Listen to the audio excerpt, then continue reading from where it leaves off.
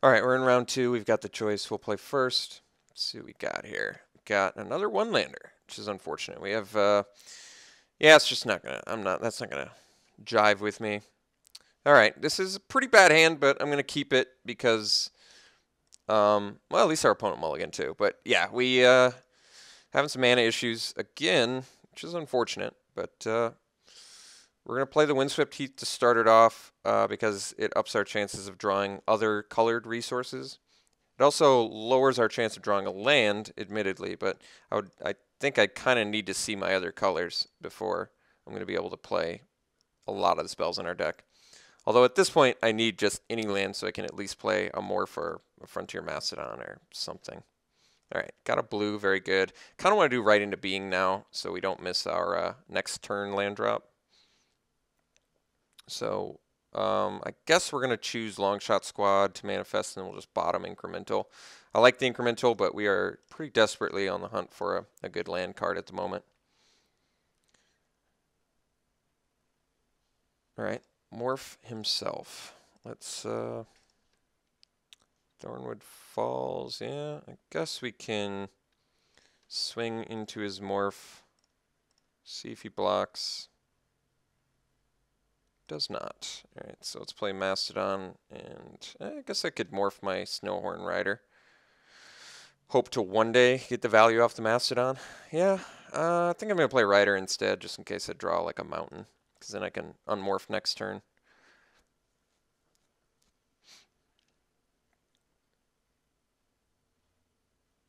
Ooh, Monastery Siege is a great card. That's going to get some good value for my opponent. Alright, so, and I assume he chose, yeah, he chose the extra. That makes sense. Okay. So we didn't get the red mana to flip the Mastodon, so we'll just attack with everything we got. And we can do a couple things here, which is kind of nice.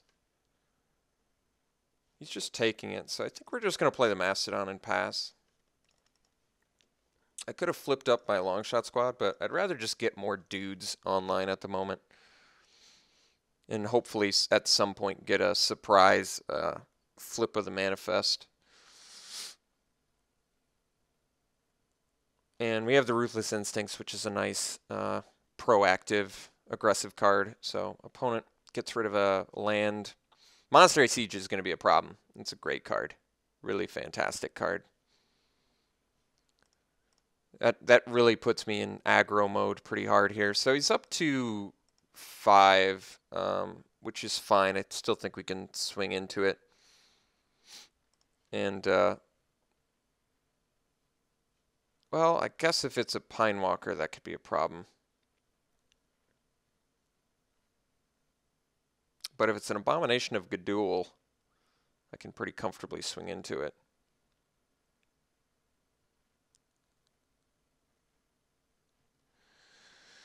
Problem is I can't get the Death Touch. I can only, so if it's a Pine Walker is uncommon though. I guess it could also be a Glacial Stalker. There's actually a lot of things it could be that would cause some issues for me. So why don't we just swing with Mastodon? I think that makes sense. Then we'll at least see what it is. And I'll make the trade if he wants. Otherwise, I will play Ruthless Instincts, which is fine as well. Yeah, so at least I do 2 for 1 myself, which is pretty bad, but I get the dude off the board. And so, I mean, yeah, it's pretty bad to 2 for 1 yourself, especially when your opponent's already getting card advantage. But at the same time, it's also bad for my opponent to have a 4/5 that I can't do anything about while he's simultaneously drawing cards. So I 2 for 1 myself for a trade, which is pretty bad, but I don't know. We're in a bad place regardless. Like I said, the longer this game goes, the much faster we're going to be losing. Since at this point, this is already just reaping him 2 cards value. It's just too good. I'm not going to be able to beat Monastery Siege in the long game, so I have to go for more aggressive plays. There's just no way to beat Monastery Siege in the long game that I can think of. He would have to just have like 10 lands on top of his deck.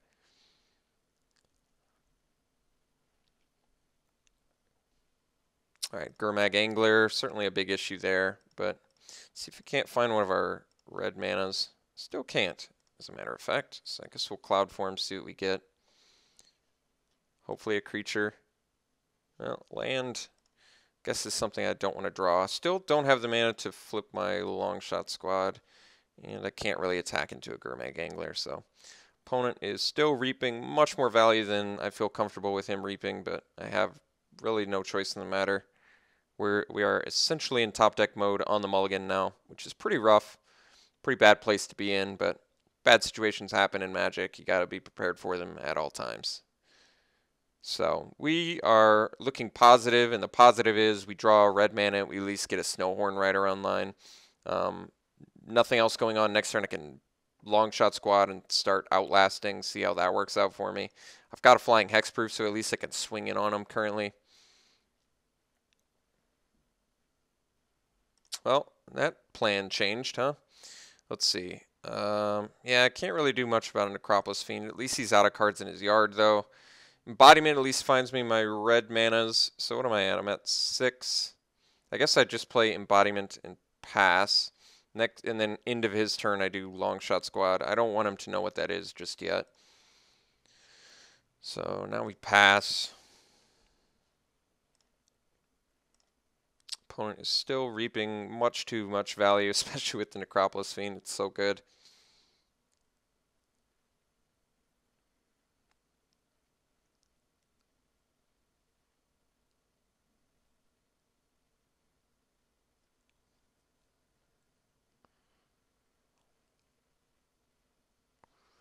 Cached defenses, so you can choose what to put it on. Yeah, can't do much about that.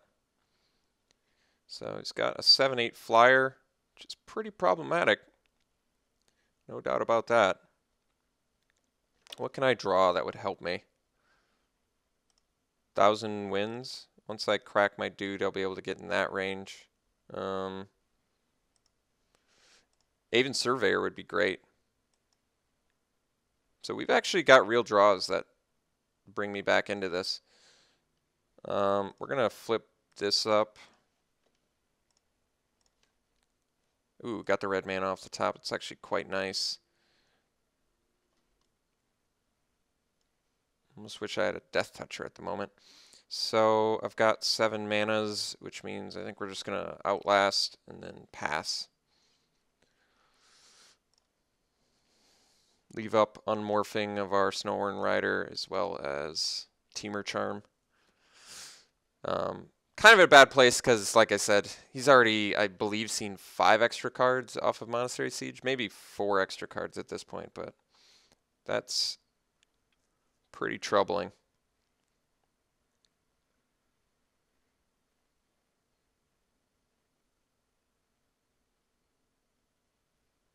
Singing Bell Strike on that. All right. I guess that's acceptable.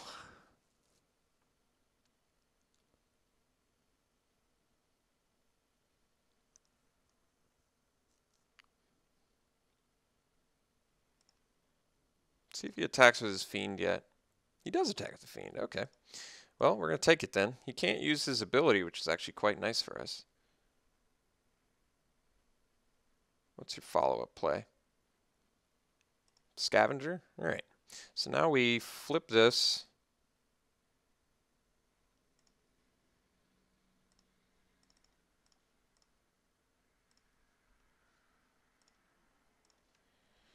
Highland Game. So now we can Highland Game, Temur Charm, fight his Gurmag Angler. We can only get in. Jeez. Wish I could get in for more damage. All right. Let's fight here and here.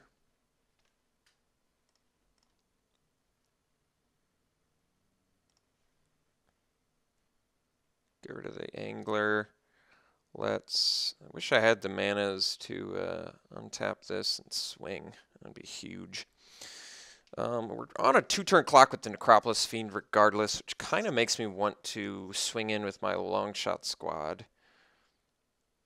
Yeah, I think we need to power some damage through, so we're going to swing long shot squad. I'm going to play a Highland game, and we're going to end up cracking our embodiment. Hope our opponent doesn't have a pump spell, I guess. Guess we can also do some blocks. So, got some things going on for us here. Still has that Monastery Siege value, though, which is quite good.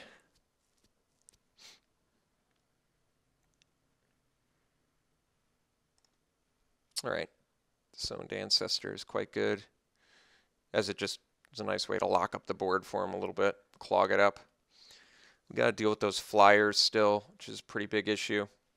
Rotting Mastodon, more stuff to clog up the board. So at this point, I'm going to absolutely need a bounce effect for that Necropolis Fiend.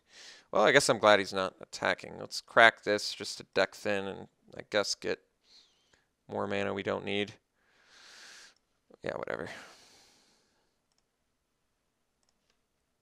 Savage Punch. So still not quite enough to kill the Necropolis Fiend.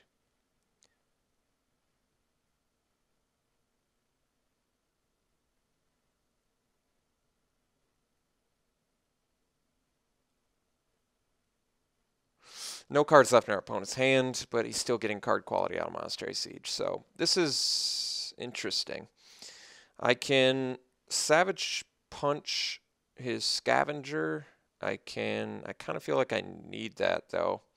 I can Outlast, but then he can swing with his guys, and I don't think that's good. I guess I got to leave the mana up to untap my Snowhorn Rider. But then I'm still not in a position to get that Necropolis Fiend. Huh. Guess we just pass.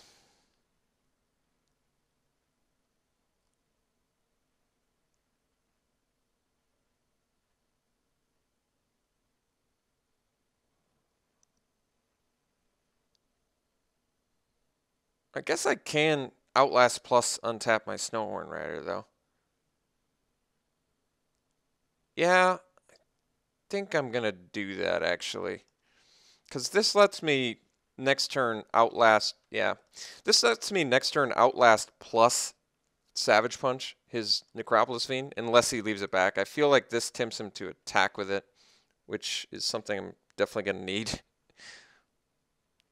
Because if he leaves it back, he can just, he can just kill my guys regardless. He can essentially kill my guys at will. So I need to find some way to Outlast plus Savage Punch's Necropolis Fiend when that's tapped down. No attacks. That's interesting.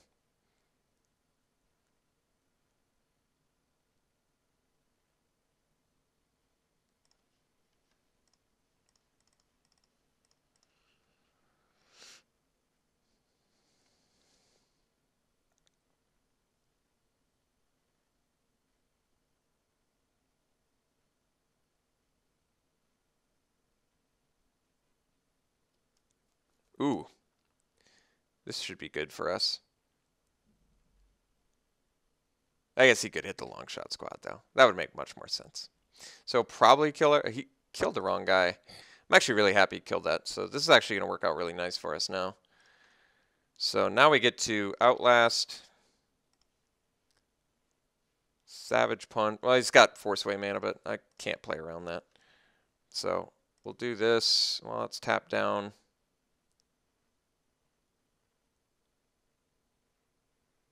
Beautiful.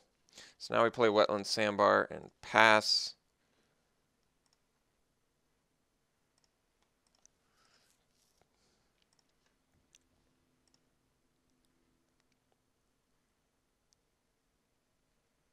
Definitely should have killed our long shot squad. I'm very happy he didn't.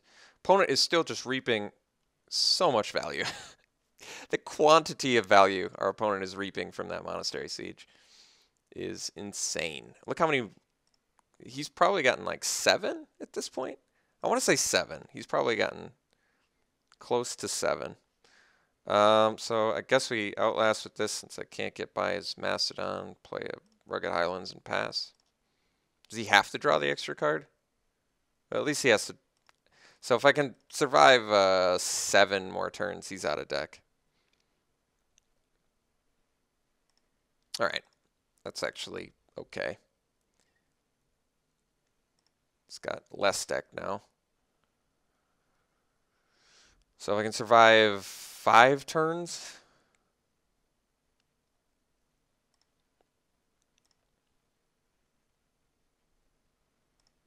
Take the 3.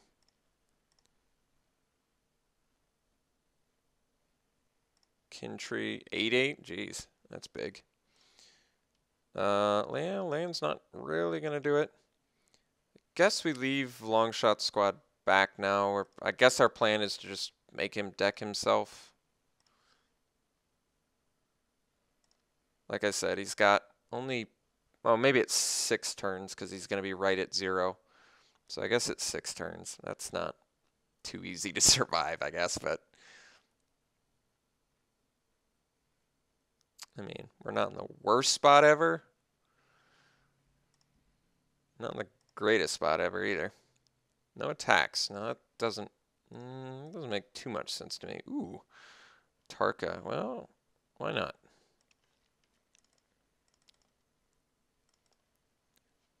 Show him our legendary dragon.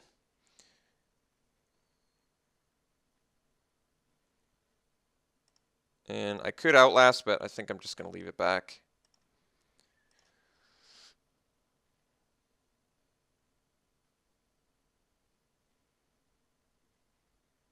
Discard enhanced awareness. That does in fact make sense. Destructor dragon. All right. Well, we're the ones with double strike, so I swing in with the Tarka. He's got a block with his flyers. And even then, he still takes... he can get rid of my cloud form, but I would say taking care of my opponent's 2 flyers is pretty good here. He does have to block, too. Could have a flock, I guess. He could get rid of our cloud form with his Destructor Dragon, but I don't think that matters too much. I mean, the beautiful thing is he can't even kill our Dargon, which is kind of nice.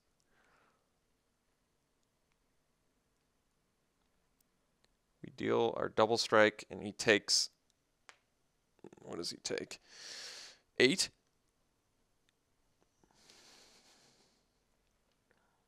Yeah, that doesn't work. So we're gonna kill Destructor. He gets to get rid of Cloud Form if he wants. So we deal our double strike damage. He does get rid of Cloud Form, but we still take care of his Scavenger. And he takes trampling damage, so that's quite good for us.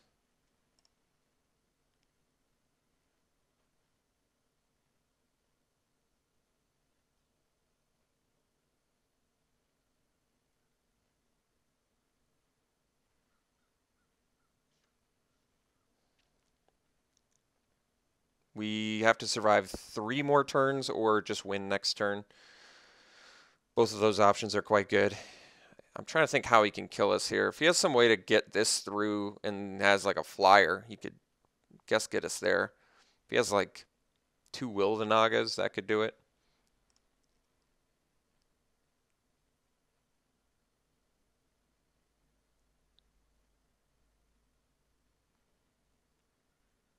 Well, that's worrisome. If he's crippling chilling that instead of our Atarka, I don't know if that bodes well. He's got to go for an attack here. I mean, he doesn't have... Yeah, he might have become immense, but I guess we'll go that there. Could have Awakened Bear as well. I guess he's got some realistic stuff. We want to actually block his Manifest because we don't know what they are.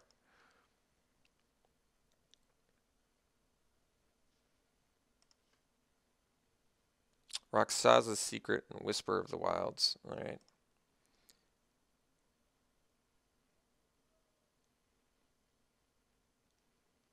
Scavenger. That does not stop. Oof. Well, got to go for lethal here.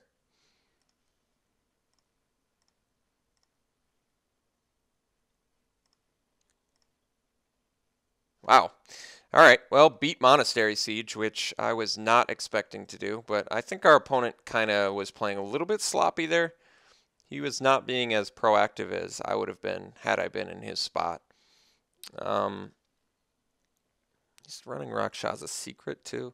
Do I want Rite of Undoing for his Necropolis Fiend? I kind of do. He busted a lot of Delve to get that dude out. And then he's also running the Bolster spell. So yes, I do think Rite of Undoing is quite good in this match. Maybe I want to cut the Become Immense again for it, because he seems like a dude that could possibly have some bounce effects himself, even though we didn't see any, I guess, the whole game. I guess we essentially saw his whole deck at that point. He didn't really have much for removal. He had like Crippling Chill and stuff.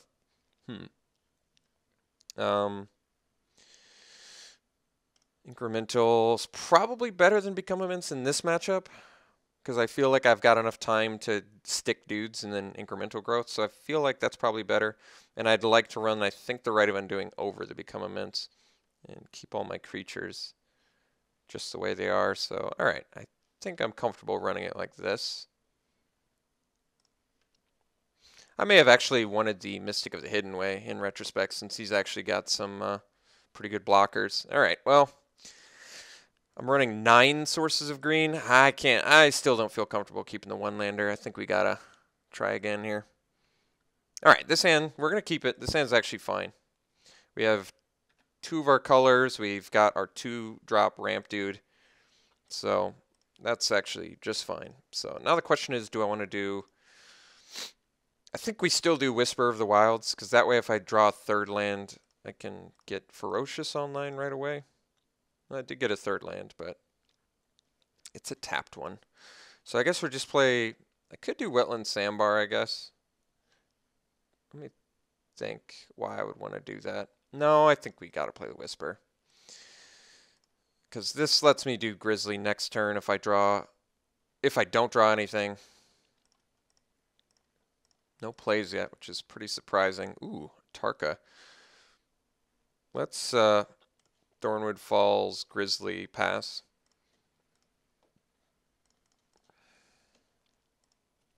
If I get a red mana now, I'm actually just 1 land away from a Tarka, which is pretty insane. No plays yet? That's surprising. Opponent did mulligan, though. Alright, so we'll swing with our Grizzly, see if he's got the Crippling Chill. It does not. So now we can do Right Into Being. Well, this is interesting. I guess we do the... I think I'd still rather have the 2/2 flyer. See, the problem is I don't want to put... I'm not going to put either of these on top. Highland Game just... I'd probably rather have the Evasion, but he does have pretty good flyer count. He's also got good ground creatures, though. I'm actually going to do the Surveyor, and then I'm going to bottom the Highland Game. And then I'm just going to play a Wetland Sandbar. Yes, I'm not playing around. I explained it in the last video. I don't play around rare board wipes. That just doesn't make sense to me. Alright, so we can cast Rite of Undoing. It's actually not the worst idea. Wait a second. Are we there yet? 1, 2, 3, 4, 5, 6. We're actually 1 away from a Tarka at the moment. Yeah, actually, this is kind of funny. I'm going to Rite of Undoing my Manifest guy. So we'll do this and that guy. We don't need to delve anything, so. Bounce our Surveyor back to our hand, which is kind of funny, actually. I mean, I could have flipped it up and just gotten in that way, but I kind of like getting in for 6 points of damage and forcing my opponent to repeat his turn. And especially since he knows I have Surveyor now, so whatever he plays, I just get to bounce for more tempo. Yeah, so this is not going to get him there. We just get to Surveyor, bounce again. I could play a Tarka, but I'm going to go for the tempo play instead.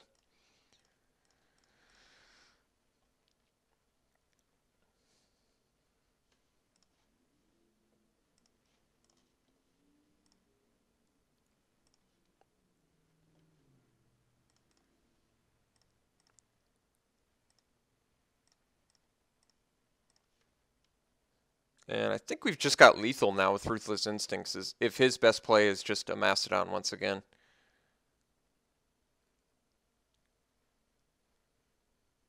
Yeah, all right. Well, we got the victory then, because Ruthless Instincts is all we're going to need. So, yeah, we just swing with the team. He blocks Grizzly, and we Ruthless Instincts pump. Although, I guess I'd rather do it to my flyer in case he's got some 1-mana bounce effect that I'm unaware of.